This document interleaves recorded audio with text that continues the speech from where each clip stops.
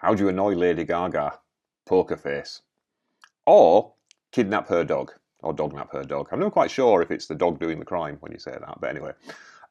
As you may know, this is actually quite serious. One of her friends was walking the dog, and they were accosted at gunpoint and actually shot and really seriously hurt, and the dog was taken. Lady Gaga posted a reward of $500,000, and for more on how those sorts of things work, check out my thumbs up video, because we do go a little bit into that. Anyway, at some stage, a lady came forward and said, "Oh, I found your dog tied to a lamppost. Here you go. Can I have my $500,000, please?" However, by this time, the police were highly suspicious, and it transpired this woman was actually involved. She subsequently, along with 4 other people, she was charged.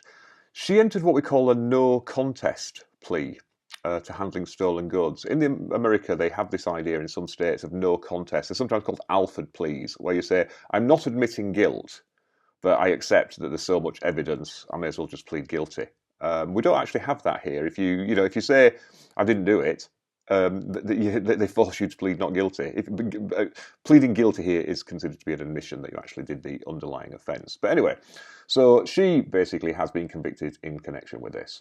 However, she then says, "Well, what about my $500,000? I brought the dog back, and the contractor just said, bring the dog back $500,000. Well, that's gone to court now. She actually sued. The judge has perhaps unsurprisingly said, "No, you cannot profit from your own criminality." So that's the result and the outcome there. But it brings up some interesting questions and another Robertshaw's ramble. We have this idea that some contracts are what we call void for illegality. That means that it won't be enforced if there's some underlying illegal thing there. In this case, it's the classic, you can't profit off your own wrongdoing.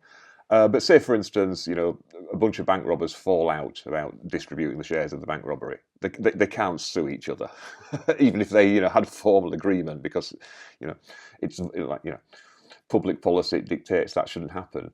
It's not an absolute blanket ban. There was an interesting case where it was a landlord and tenant dispute, where 2 ladies were suing their landlord. The landlord, however, found out that these ladies weren't just flatmates. They were people who appreciated the poetry of Sappho. And for people who say, "Oh, I'm not sure about whether Sappho was," "Oh, come on, just read it." And he said, well, actually, because they're doing that, they shouldn't have received as much housing benefit because they're a couple. Therefore, their occupation is illegal anyway. Therefore, I can just, ignore all their rights, and they can't enforce the lease and, the repairing clauses. The court there said, well, actually, no, because the illegality there doesn't go to the heart of the contract. So the mere fact that people are wrapped up in illegality isn't necessarily a get you out of jail free card. There are some other issues here. It's actually illegal. Section 23 of the Theft Act 1968 says you cannot advertise for return of stolen items on a no questions asked basis. I mean, you can obviously advertise and say if anybody's got this, if someone can find this, there will be a reward. But you can't imply that you won't prosecute or you'll let the matter drop. Also, we get into these interesting things about, is it legal to pay a ransom?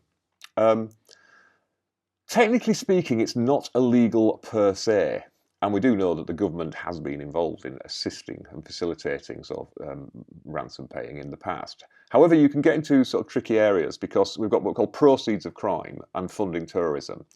A simple example is, say for instance, it's a terrorist group and they've just kidnapped somebody and pay this reward and you'll get them back. Well, no, because if you hand over the reward, you are funding terrorism. A get out on that would be, say, if they were to say, well, we will return this person if you pay a certain amount to another organisation, a non-terrorist organisation, a charity, because then you're not funding terrorism. It gets a little bit complicated with the proceeds of crime thing, because at what stage does the ransom money become the proceeds of crime? Is it when you're carrying it with in the hold all? Well, arguably, if you're just delivering it, maybe you're not committing the offence. But what if a friend says, "I'll drop it off for you"? I mean, at what stage does transferring the money pass to the kidnappers? I mean, again, it wouldn't be an enforceable contract. If you sort of said, "Actually, no, I know I've got Grandad back, but I'm still not handing over the money," they wouldn't be able to sue. But these are just some sort of issues that. Me, I just like dog-related law, so I thought I'd mention this one. And I know it's been a bit of a ramble, but it's been your Classic Shaggy dog story. Boo, hiss, hiss, hiss. Anyway, if you did like that, and I'd understand if you went, no, that was terrible, I'd like to unlike that. But if you did like that, please consider clicking the like button and also consider subscribing.